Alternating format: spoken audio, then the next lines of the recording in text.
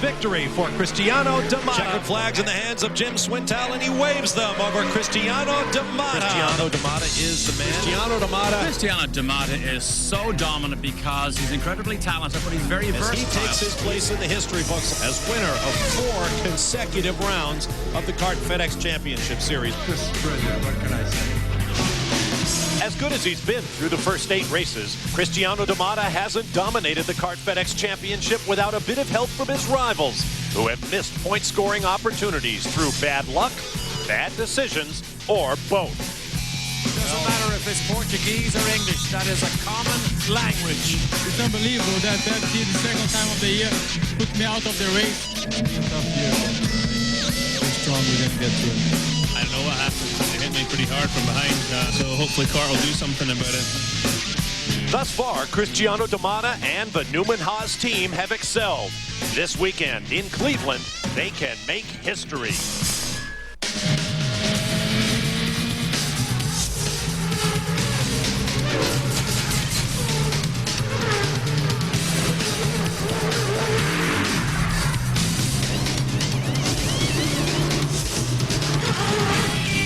For the 3rd straight weekend, the Champ Cars are the main event in a great city by a great lake.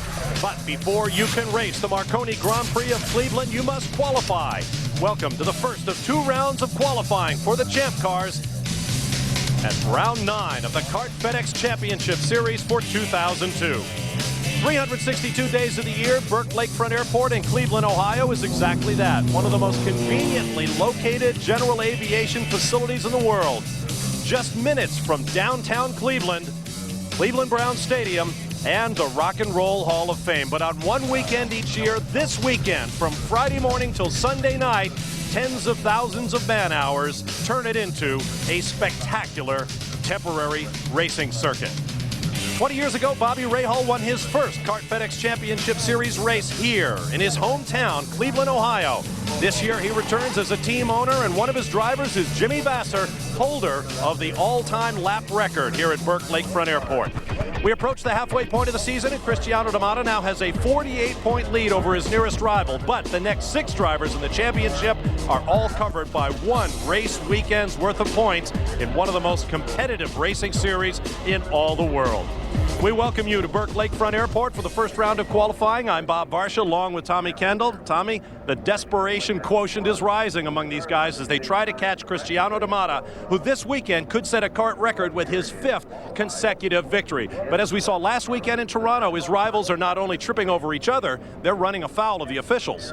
Well, the desperation of chasing D'Amata could easily turn to exasperation because of the rules and how they're enforced. Now, really, this has been building for me since Laguna Seca and came to a boil with some calls at Toronto. At issue is what message is being sent to the drivers by the rules, and more importantly, how they're applied. Now, when we go to the video, you'll see Michael Andretti, his crew came to Lee Dykstra before the race, asked a question, got an incorrect answer. When they sorted it out, they said you have to stay a few extra seconds during your pit stop.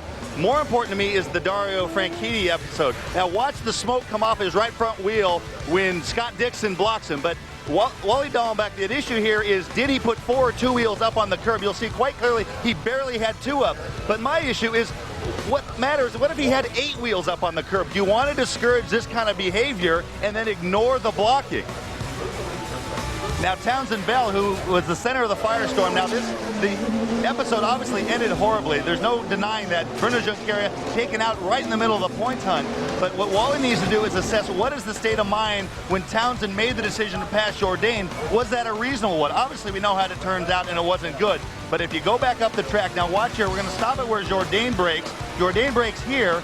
And now when Townsend, roll it forward, when Townsend Bell breaks a little bit later right here, look at the gap between them and Junqueira. Now he's focused on trying to get by Jourdain, and it's reasonable for him to assume that there's enough space between he and Junqueira. Why Junqueira slowed that much earlier, I don't know. Now I'm not going to blame this on Bruno, but it's an extenuating circumstance. Now roll it forward and you'll see how it plays out. At the end he tries to juke around Bruno and it doesn't work. But I don't think that was a horrible decision.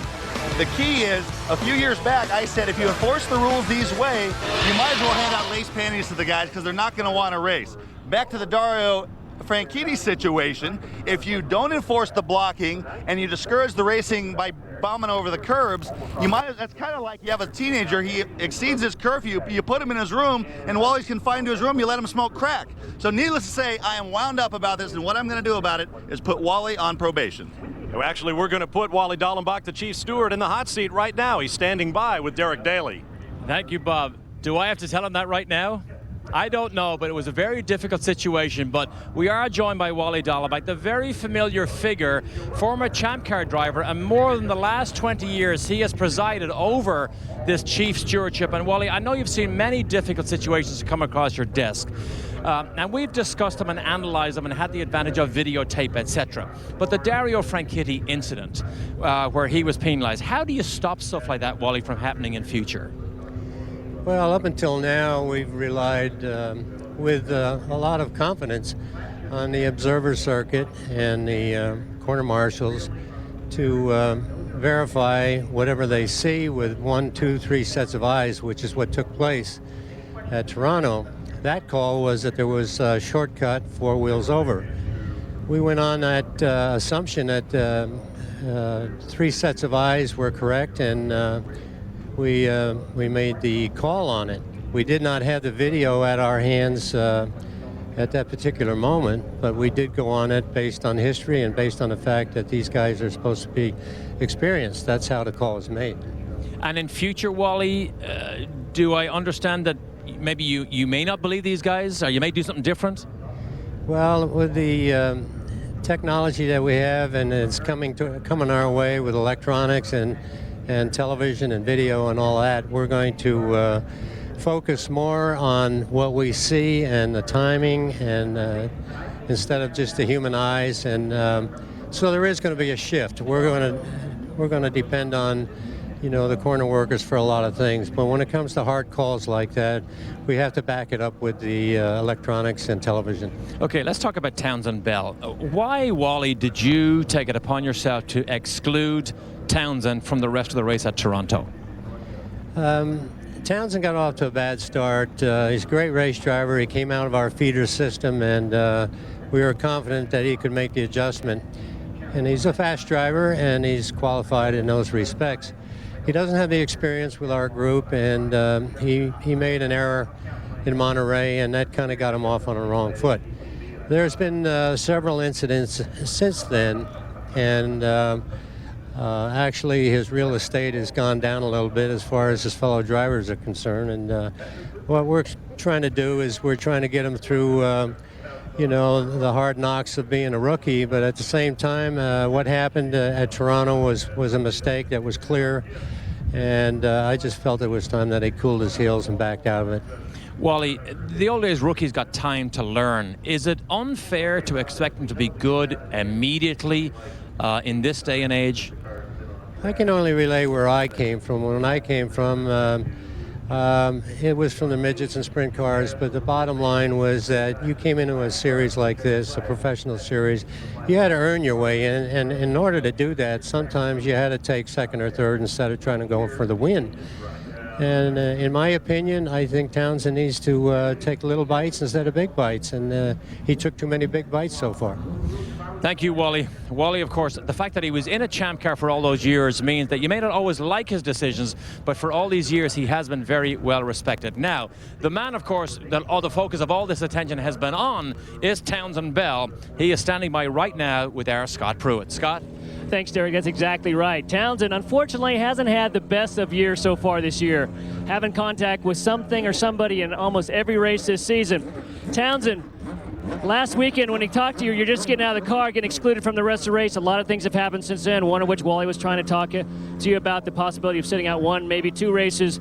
What happened? Give us your view. What were you thinking? Well, we ran into some problems there in the race, obviously, when I was racing with Jourdain, and got in pretty hot coming to the hairpin, and tried to avoid any contact with Bruno, and in reality, we ended up getting into the side of him there. So, I push hard and try to do the best I can for the team, for the sponsors, and for myself. And I've made a couple mistakes. The important thing is just moving forward. I've got to keep my head down and really stay focused on putting together some strong, clean weekends. Prior to Toronto, we had 3 decent races in a row, and started to really get comfortable with putting together a whole weekend. And hopefully we can get back on track with that here in Cleveland. But you know, I've been pretty lucky to have Visteon and Toyota and the whole Patrick team, all the guys. Nobody's complained. Everybody's stuck with this program, and hopefully we're over the hump. Well, best of luck. I hope that things can get straightened out. Now let's go down a little further with another guy in the midst of all those controversies. Dario Franchitti is with our Calvin Fish. Calvin? That's absolutely right, Scott. Dario, Cart and Wally Dallenbach have admitted that the observers really made a bad call in saying you were 4 wheels under the line there on the pass of Dixon. And at that point in the race, it all went downhill. I mean, the track position and probably your mental state. You were pretty mad on the radio, and all got away from you from that point on in Toronto. Yeah, I was fuming on the radio because I knew I had made a mistake. The problem was I was 3 seconds up the road from Dixon. Had to slow down to let him through, and then from that point, I just say we lost track position. One thing led to another. Had they not made the wrong call, we wouldn't have any of the problems because we would have been at a different point on the track. The incident with Tags, you'd been running in pretty close proximity with him earlier in the race. Was there any retaliation there, or was it just a racing incident and the fact that we had a scrap going all around the streets there in Toronto? Well, it was pretty close. I touched Tag earlier in the race. Everybody stopped in front really quick. I locked up all 4 wheels trying to miss him, and I hit him. But, you know, I believe, of course, there was retaliation afterwards because I was turning in the corner. He was well stopped. You know, and if that's the game he wants to play, then there's always going to be a loser. It's a silly game to start playing. I guess that's one of the reasons the guy hasn't won a race, playing games like that, because it's not the way to go. You know, he's involved in an instance with Paul before, and with Tag, it's always somebody else's fault. He's never the one at fault. So, you know, we'll start with a clean sheet this week, but any more nonsense, and something will have to be done about it.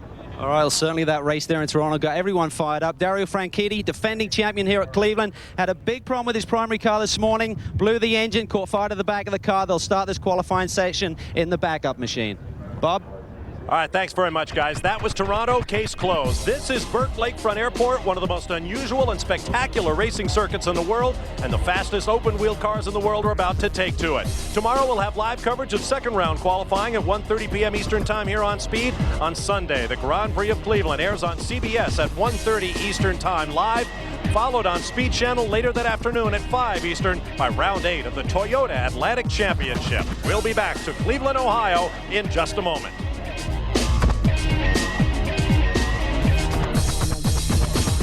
Welcome back to the event known as the Roar by the Shore. And speaking of roars, you should see the one that's made by the 4 big radial engines in this vintage B-17 bomber that's been making occasional passes over Burke Lakefront Airport. All a part of the show, and one of the best tickets in town, just $5 to come into today's first round of qualifying for the Grand Prix of Cleveland. Here's a look at the Lakefront legends. As mentioned earlier, Bobby Rahal won the inaugural edition of this event back in 1982. Kevin Cogan sat on pole. The race then was 500 kilometers, over 300 miles. This is a very rough racing circuit. Mario Andretti and Emerson Fittipaldi tied with the most poles. Danny Sullivan and Emerson Fittipaldi tied for the most victories here. Let's take a look at this 2.1-mile racetrack. And all the drivers universally love this place because there's plenty of room to race. Going down into turn 1, though, that's where all the problems happen, at least on race day. But for qualifying, what's important is dealing with the bumps on this circuit. And they've paved a little bit in like turn 3, but turn 1, you just stand on the brakes, go down about 4 gears, and then feed the power in. Coming into turn 3, it's a right-left. That's one of the areas that they've smoothed it out. So the cars, it's a relative term, though. These cars really are bouncing over all the concrete patches that all runways are made out of, and that's the biggest challenge. Also, the same thing on the chicane leading onto the front straightaway. In super slow-mo, you'll see the cars bounding across those, both the bumps from the pads and the crown of the road. It is definitely a day's work, but it is great fun to watch. Now, this morning we had a long practice session. Let's take a look now at some of the highlights, or perhaps lowlights, of that.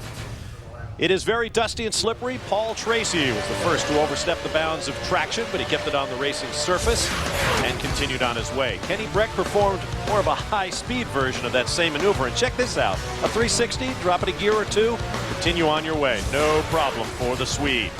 Townsend Bell had a bit of a scary moment, just clipping those tires that mark the apex of turn 3 heading into the infield. And as you can see, you can do yourself some damage with that.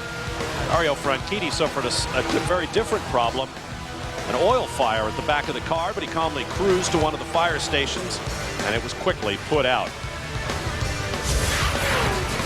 Shinji Nakano decided to redesign the race course just slightly. That'll be Shinji's shortcut henceforward. Patrick Carpentier See just how bumpy it is there on the far end of the racetrack, sliding it around backwards. No problem for the Canadian. The biggest incident of the day and a significant problem for rookie Mario Dominguez, who got hard into the tire bundles. Very, very quick turn 8 complex. Suffered some significant damage to the Herdez car. Here's a look at the morning practice times.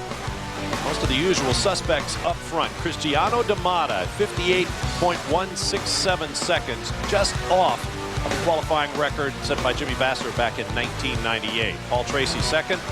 You see the rest of the top 20 there. One name you do not see is that of Adrian Fernandez. This rough middle section of the season continues. He was 23rd in the morning practice. On track right now, there is Mario Dominguez from Herdez Competition. Take a look at those bumps. We're almost halfway through this 1-hour session. The Mexican rookie is the first driver to go out and post a hot lap. Christian Fittipaldi said what you're going to see at Cleveland, because there's so much room and traffic is generally not an issue. He predicted you would see 18 cars rolling out all at the same time right at the end of the session. He also predicted you'd see everybody trying to go 18 wide in turn 1 on Sunday. So that's not that much of an exaggeration, but I think the things that we've seen thus far during the year in terms of guys wait until the end will just be exaggerated here, and it's going to make for some waiting, and then it's going to make for just frenzied activity right at the end. 59.7 this morning for Mario Dominguez. His best lap of the 2 he's just completed, 63.6. This is his 3rd hot lap. This is the far end of the racetrack. New paving. This is where he spun this morning and hit the tire bundles. Now watch this high-speed run down to turn 9. Look how bumpy it is. And same thing for the braking area for the final chicane. Bleed off speed.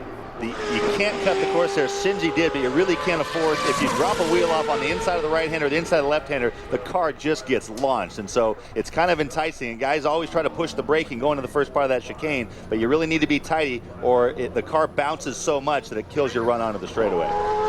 Off the power now as he comes around. Better, but 61.345, average lap speed of 123.5 miles per hour. This is Kenya Rally Weekend, the FIA World Rally Championship.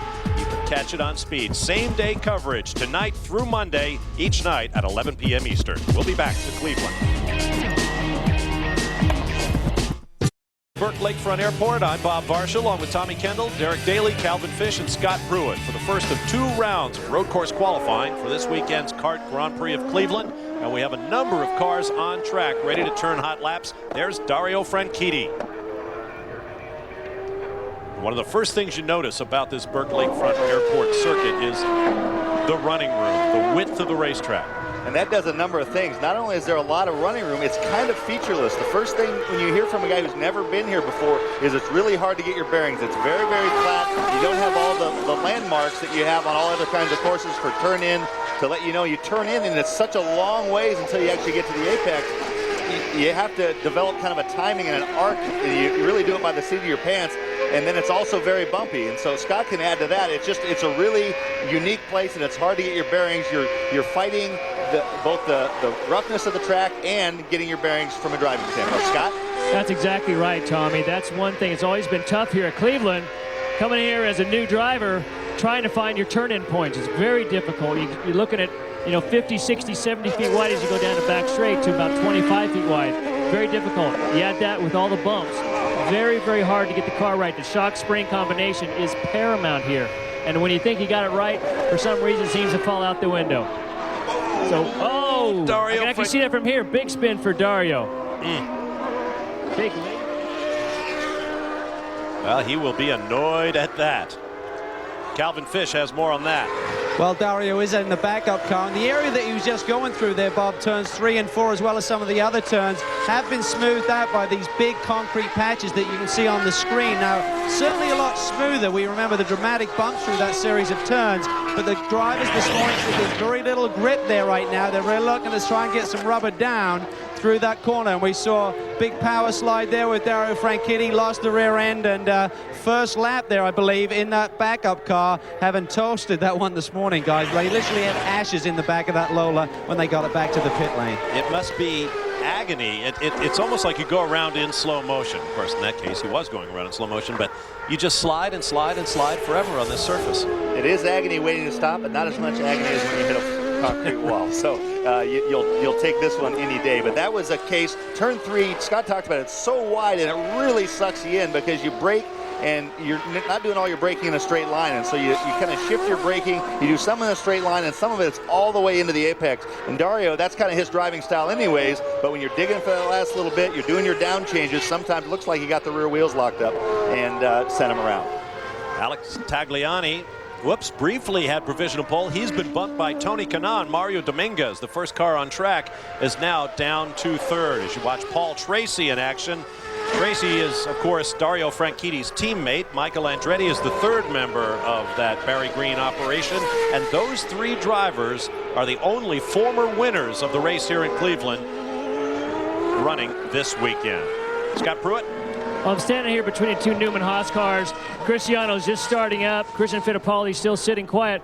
But I did have the chance to get down and talk to both Tracy and Franchitti talking about the Lola. Now, you got to realize these guys are just coming to grips with it. One, they said, you know, we didn't get a chance to do preseason testing, so we feel like we're behind. We paid the penalty for that at Toronto.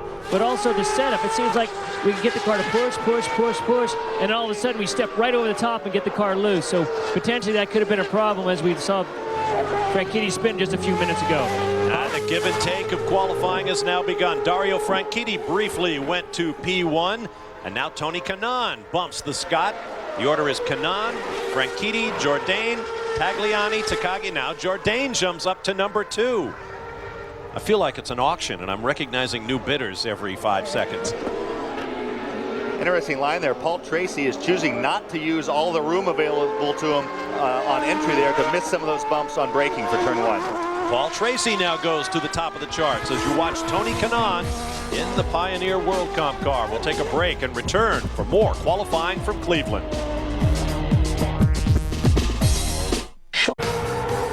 Welcome back to first round qualifying for the Kart Grand Prix of Cleveland. I'm Bob Varsha along with Tommy Kendall. This is Cristiano D'Amata, the points leader by 48 over Bruno Junqueira. The upper left of your screen, you see the time remaining in this first of 2 rounds of qualifying.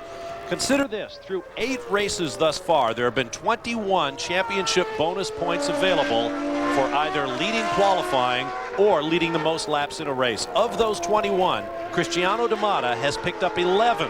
The rest of the field, 10. Just leaving crumbs for everybody else.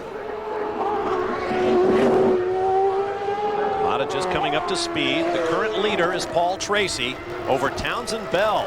Been a bit of a redemptive session. Second quick thus far. Tony Kanaan is third. There you see them across the top of your screen. All 18 drivers entered have now taken to the track to post hot laps. I see Cristiano doing the same thing that Paul Tracy was. The bumps on the approach to turn 1 are so severe that it's worth giving up a little bit of angle and a little bit tighter radius to go through turn 1 to brake on the smoothest. So watch, in years past, they would line up right on the left edge of the road and do their braking for turn 1. Now, some of the guys are still doing that, but Paul and Cristiano are braking about a car width in. Scott Pruitt. I'm down here looking at Franchitti's car. Came in, yeah, exactly right. Not happy with the rear of the car. They've actually changed rear springs, have gone softer. I also stuck in and talked to Tony Kanaan, actually team owner. He's actually the driver, Tony Kanaan. And it takes about 5 laps to get the best lap out of the tires. They are putting on a brand new set. They are going to go back out. I was talking to Morris Nunn. He said it's taken a little longer, certainly longer than what we've seen at every other track this year. We got to get that 5th and 6th lap. That is the crucial lap to get the goodie out of these tires. Bob? Thanks, Scott. Of course, all of the cars running on Bridgestone Potenza Racing radials. And this weekend, because of the length of the race, each driver has been issued 8 sets rather than the typical 7 sets for practice qualifying and Sunday's race.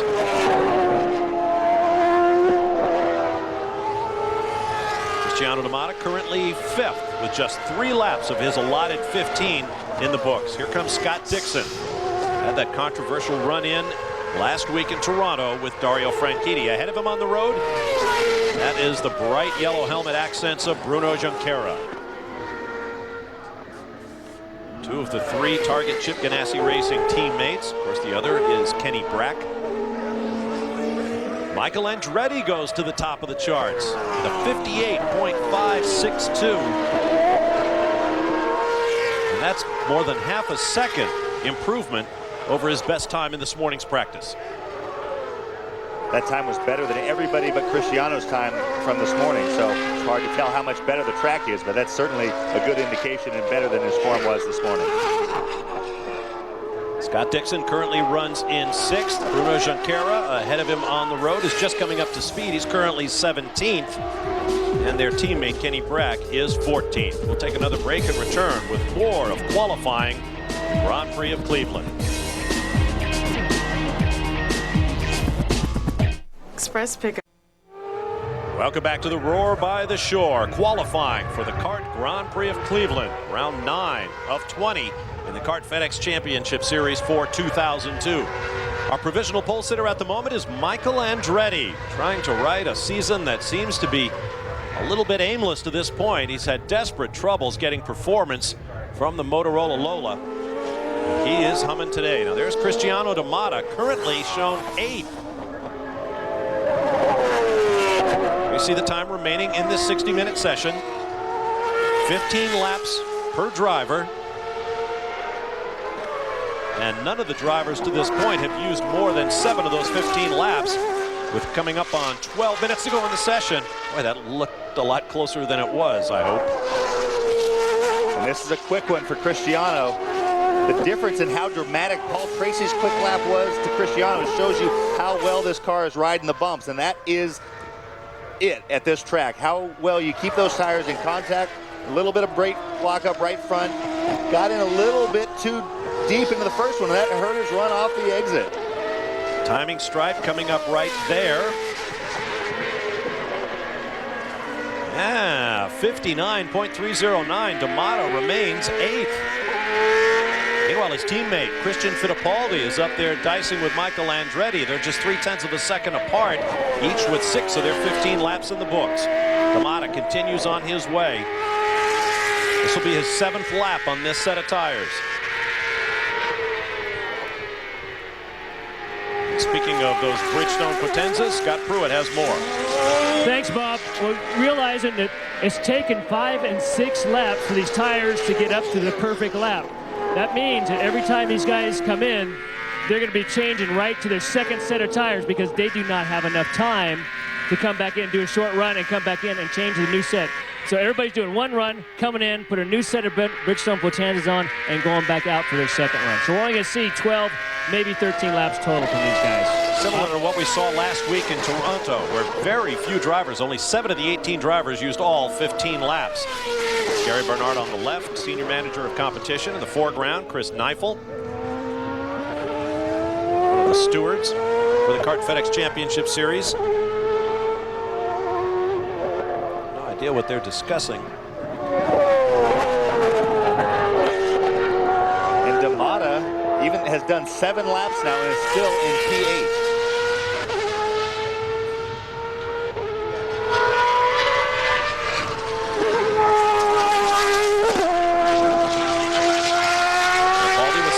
In the books out there on runway 24 right here at Burke Lakefront Airport. He's been running in the shadow of his teammate Cristiano D'Amato all season, but Christian remains upbeat. He's been getting good performances. He's got a few podiums this year. And as he heads for the pit lane, his teammate, the man he calls Shorty, Cristiano D'Amato, leaps to the top of the charts. There is D'Amato, the first man to break into the 57-second zone at 57.763, by far the quickest time we've seen thus far this weekend. Michael Andretti is bumped to second, the 89 pole sitter here in Cleveland. Christian Fittipaldi is third. We'll take a break and return with more from Cleveland Burke Lakefront Airport. Stay with us here on Speed Channel. Cleveland, home of the Rock and Roll Hall of Fame, where a big party is planned tonight to kick off the Grand Prix of Cleveland weekend. You ride with Dario Franchitti, currently 12th. One of 7 different drivers to sit atop the standings in this first round of qualifying for the Grand Prix of Cleveland. He's been bumped all the way back to 12th. Cristiano D'Amato remains the provisional pole sitter over Michael Andretti and Christian Fittipaldi. Coming up on 8 minutes to go in the session. There is Michael Andretti. Calvin Fish has more on him. Well, the Motorola team very happy with the balance of the Lola. They made zero changes between this morning's practice session when Michael was all the way mired in 10th spot and when he actually leapt to the top of the timesheets in this qualifying session. He just came in. He's got his second set of Bridgestone stickers on the car right now. Slight rear shock adjustment. Soften the bump up a little bit, looking for a little bit more rear grip on these very bumpy corners. So he's out there. This will be his second and final run, I believe, in this qualifying session, looking for another hot lap. But he's got a lot to make up, about 6 tenths from Cristiano D'Amata. Thank you, Calvin. Michael Andretti, as I mentioned earlier, the pole sitter here at Cleveland back in 1989. He has started twice this year from dead last in the field at Laguna Seca and a week ago at Toronto. His best start of the year was only a 7th on the oval at Motegi, Japan. Saw him creating a gap for himself. He has his tires up at temperature. Now he's trying to create some space on the racetrack for himself to put in 2 or 3 quick laps.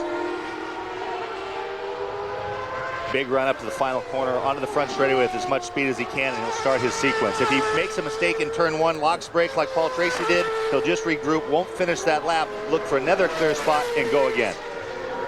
He's got the laps to use. He's only completed 8. This is his 9th of 15 allowable laps.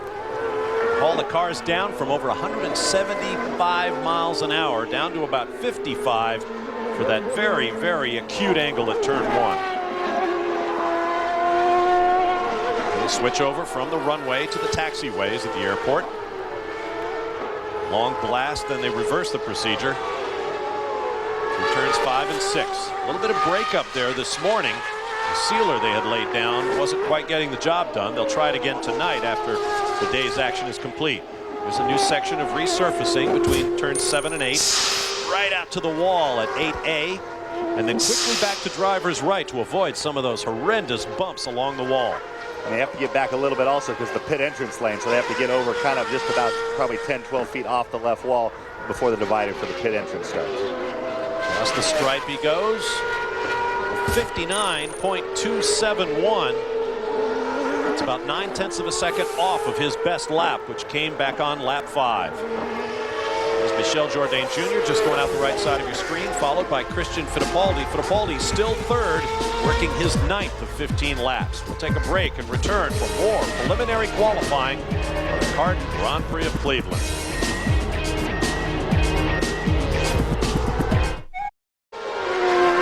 Back to Cleveland. Here's a program note here on speed. Check out the Speed World Challenge from Mid-Ohio Sports Car Course on Saturday. Touring cars at 9 p.m. Eastern Time, followed at 10 by the GT class. Here in first round qualifying for the CART Grand Prix of Cleveland, you're watching Christian Fittipaldi, currently in 3rd spot behind his teammate Cristiano D'Amata and Michael Andretti.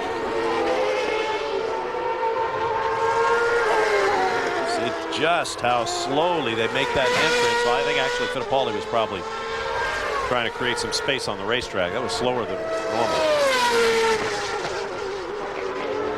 Squirming under braking for turn 1. It's impossible to overstate how many problems the bumpiness of this circuit adds to the challenge of the engineers. It's just all they talk about in their debriefs. Now, Scott, you've got more on Christian? That's exactly right. Came in real happy with the car. They actually were just sitting here waiting for a little bit of time to run off. Just timing the 5, 6, 7 laps to the end of the session. Cristiano D'Amata, same thing. When it's good, it's good. They came in, talked about it. They kind of shrugged their shoulders and said that car's actually working real well. Went down to Tracy's pit. They did make some minor changes. Couldn't quite get out of them what they said. They said, well, we made a big faux pas in that first set. We put on some more rubber. Said, well, what'd you make? Well, we can't really tell you that. So Tracy heads back out a new set of rubber as well. Sure, Bob, you can. Tom? You can tell us what you did. Yeah, why not, guys? Come Absolutely. on. We won't tell anybody. Well, to elaborate on why it's such a challenge to set the cars up, the way runways are poured with the concrete pad, each one is slightly different. And so you hear, when you're driving the car, you actually hear the tires slapping against those seams. And no matter how hard they try to make it level. And so the drivers, what the crews, they have these 7-post shaker rigs, which simulate, they take the data acquisition, they try to simulate the conditions, and trying to keep those tires in contact all the way around and still keep the right eye. That's one more thing. See PT off on the exit of turn 4 there, but it's really hard to get the bumps, the shocks, the springs, and everything in the same frequency as those pads and those seams. Scott Dixon leaps up to P2 behind Cristiano D'Amata, bumping Michael Andretti to 3rd, Christian Fittipaldi to 4th, Dario Franchitti to 5th. Paul Tracy is currently 8th. Less than 2.5 minutes remaining in the session. Watching Scott Dixon. Christian Fittipaldi now improves to a 58.211, bumping Michael Andretti from the 3rd spot.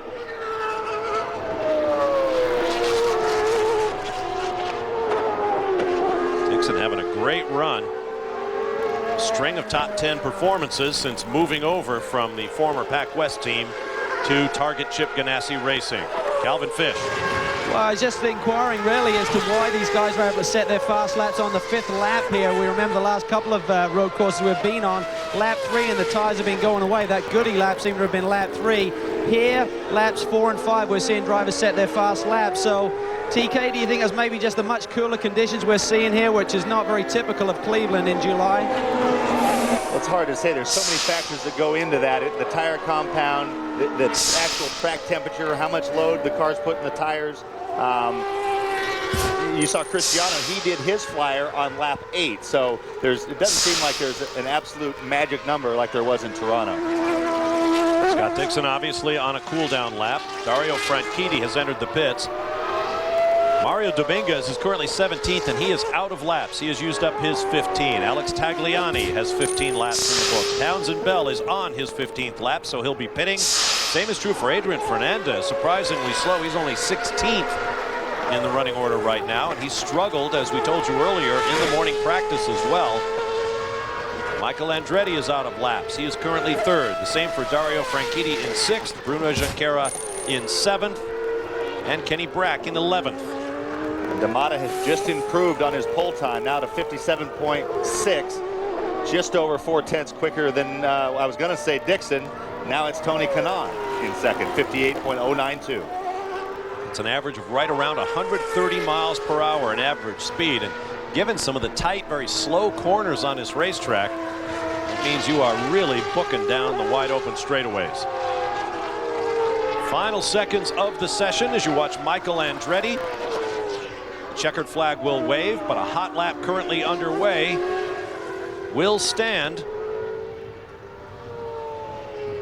Looks like Michael will head for the pits, as he must. His 15 laps are now complete.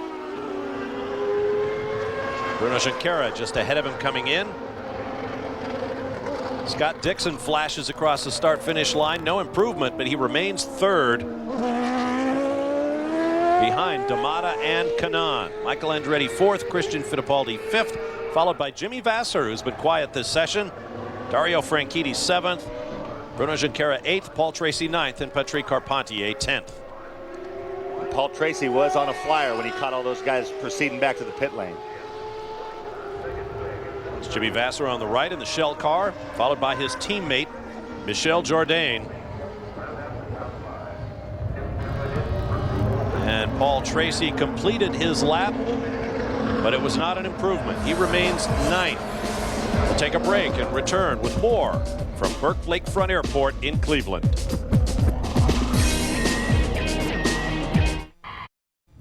Welcome back to Cleveland. We have now completed our 11th road course qualifying session of the season, and for the 7th time, it is topped by Cristiano D'Amata, who's with Scott Pruitt. Cristiano just doing a little debrief here with his engineer. Cristiano, great run out there. Tell us about it.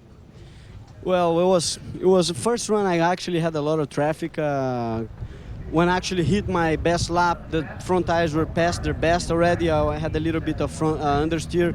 The second run was good. I was able to hit it earlier, so I was able to go a little bit quicker. So car's working good, team is working good. Again, it's pretty important to guarantee a spot on the front row, even though here you can pass, but just to know it's one more championship point, and just to know that you have the car to be there, it's pretty rewarding. Now 4 wins in a row, 4 poles in a row, at least for this provisional today. How sweet would it be to have the 5th win in a row? It would have been pretty sweet, of course. But we're still far away from it. Like, it's just Friday qualifying, you know how the track changes here from one day to the other, and I think tomorrow the lap times are going to be a lot better. At least that's what we used to seeing here on the past few years. So I think we'll be faster tomorrow. So I think it's good that I guarantee my spot on the front row, but I think the lap times are going to drop a lot. Well, great job. Congratulations. Good job for tomorrow. And let's go down a little further with Derek Daly with Tony Kanaan. Derek? And on the front row with Cristiano D'Amata is the man we know and love, Tony Kanaan. Tony, big smile on your face. You love it. Looks good out there. Yeah, looks good for today, Derek. I think, like I was telling you, it was a lap from hell, and obviously I got it. The car is not the way that I want it, but if the car is going to be that bad and it's going to be second, that's where I want my car to be.